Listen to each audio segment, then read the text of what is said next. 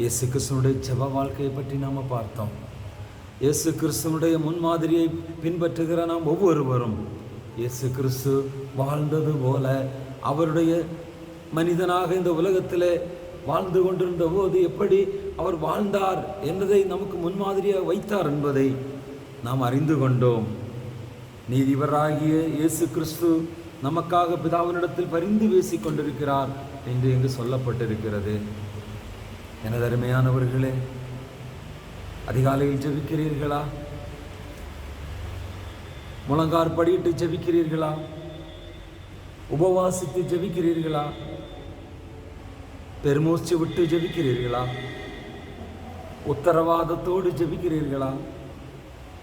இரவு முழுவதும் ஜெபிக்கிறீர்களா? தனிமையில் இயேசுவோடு ஜெபிக்கிறீர்களா?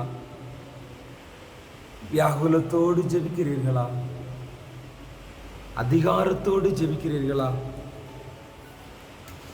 ஜெபத்தை அவருடைய வாழ்க்கையிலிருந்து கற்றுக்கொண்டிருக்கிறீர்களா?